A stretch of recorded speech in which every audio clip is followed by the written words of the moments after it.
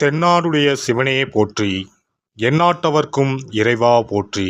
அனைத்து தமிழ் உள்ளங்களுக்கும் கனிவான வணக்கங்கள்.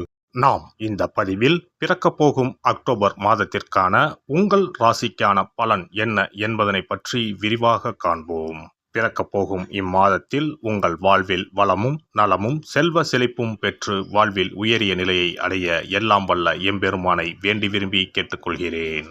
இம்மாத கிரகநிலை என எடுத்துக்கொண்டால் ரிஷபராசியில் குரு பகவானும் மிதுன ராசியில் செவ்வாய் பகவானும் உள்ளனர். இம்மாத ஆரம்பத்தில் சந்திர பகவான் சிம்ம ராசியில் தனது பயணத்தை துவக்குகிறார். கன்னி ராசியில் சூரிய பகவான், புதன் பகவான், கேது பகவான் உள்ளனர். துலாம் ராசியில் சுக்கிர பகவானும், கும்ப ராசியில் சனி பகவானும், மீன ராசியில் ராகு பகவானும் சஞ்சாரம் செய்கின்றனர். இம்மாத கிரக பயிற்சி என எடுத்துக்கொண்டால் புதன் பகவான் அக்டோபர் மாதம் 10ஆம் தேதி துலாம் ராசிக்கு பயிற்சியாகின்றார். சுக்கிர பகவான் அக்டோபர் மாதம் 12ஆம் தேதி அன்று விருச்சக ராசிக்கு பயிற்சியாகின்றார். அக்டோபர் மாதம் 17ஆம் தேதி இரவு 7:40 சூரிய பகவான் கன்னி ராசியில் இருந்து துலாம் ராசிக்கு பயிற்சியாகின்றார். செவ்வாய் பகவான் அக்டோபர் மாதம் 20ஆம் தேதி அன்று மிதுன ராசியில் இருந்து கடக ராசிக்கு பயிற்சியாகின்றார். நீச்சஸ்தானத்திற்கு செல்லும் செவ்வாய் பகவானால் மிகப்பெரிய மாற்றம் உண்டாகும். இம்மாத கடைசியில் அக்டோபர் 29ஆம் தேதி புதன் பகவான் துலாம் ராசியில் இருந்து விருச்சக ராசிக்கு பயிற்சியடைகின்றார். இம்மாதத்தில் வரும் விசேஷ நாட்கள் என எடுத்துக்கொண்டால் அக்டோபர் மாதம் 2ஆம் தேதி மகாலய அமாவாசை வருகின்றது.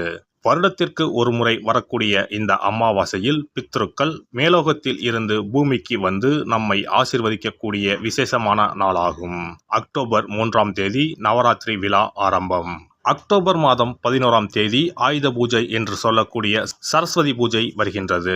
அக்டோபர் 12ஆம் தேதி விஜயதசமி, அக்டோபர் 31ஆம் தேதி தீப ஒளி திருநாள். இனி உங்கள் ராசிக்கு இம்மாதம் நடக்க உள்ள சுப மற்றும் அசுப பலன் என்ன என்பதனையும், அசுப பலன் ஏற்படுமாயின் ராசிக்காரர்கள் செய்ய வேண்டிய பரிகாரம் என்ன, வழிபட வேண்டிய தெய்வம் யார் என்பதனை பற்றி விரிவாக காண்போம்.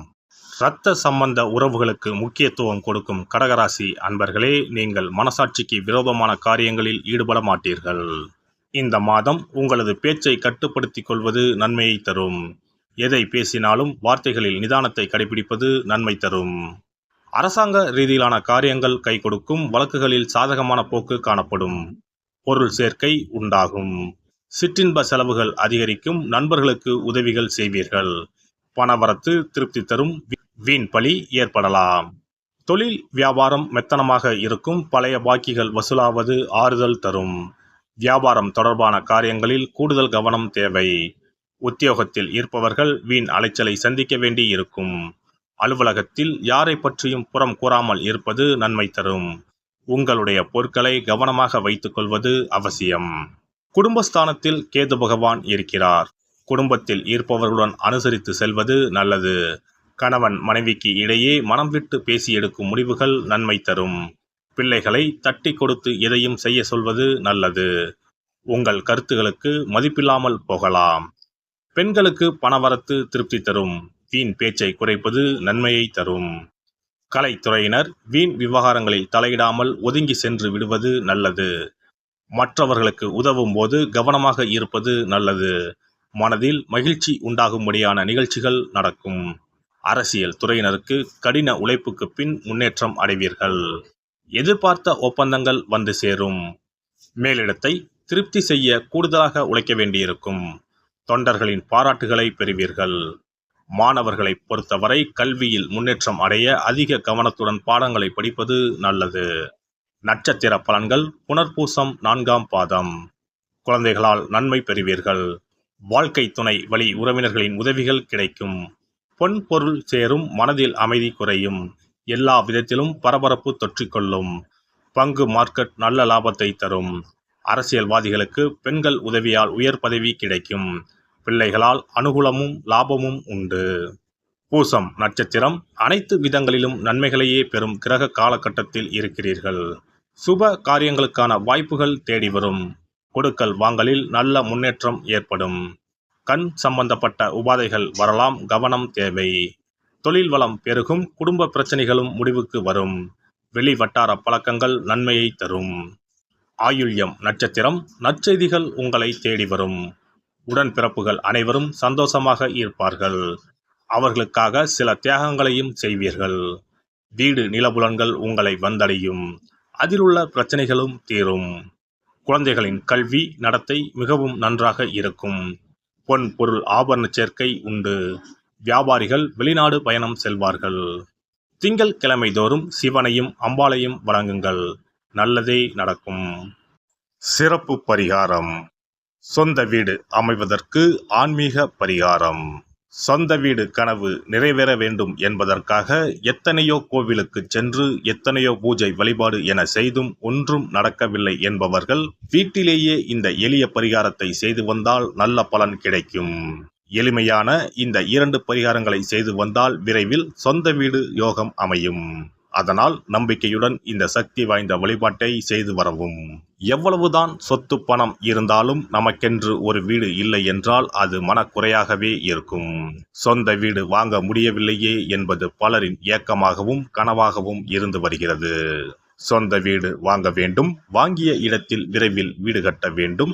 ஏற்கனவே துவங்கியிருந்த வீட்டின் பணிகளை பணப்பற்றாக்குறையால் கட்டி முடிக்க முடியவில்லையே என்ற கவலையில் இருப்பவர்கள் ஏராளம். இப்படிப்பட்டவர்கள் வீட்டிலேயே எளிமையான 2 பரிகாரங்களை தொடர்ந்து செய்து வந்தாலே போதும். சொந்த வீடு வாங்க வேண்டும் என்று நினைப்பவர்கள், அதற்கான முயற்சியில் ஈடுபட்டிருப்பவர்கள் ஒரு சிறிய அகல் விளக்கில் விளக்கெண்ணெய் ஊற்றி தீபம் ஏற்ற வேண்டும். மகா விஷ்ணுவின் அவதாரங்களில் ஒன்றான வாமனரை மனதில் நினைத்து சொந்த வீடு அமைய வேண்டும் என்று பிரார்த்தனை செய்து கொண்டு மாதந்தோறும் வரும் திருவோண நட்சத்திரத்தன்று வீட்டின் அக்னி மூலையான தென்மேற்கு மூலையில் இந்த விளக்கை ஏற்றி வைக்க வேண்டும். அக்னி திசை என்பது மண்ணுக்குரிய திசையாகும். அதாவது அங்காரகன் எனப்படும் செவ்வாய் பகவானுக்கு உரிய திசை இதுவாகும். 3 அடி மண் கேட்டு 3 உலகையும் அளந்தவர் வாமனன்.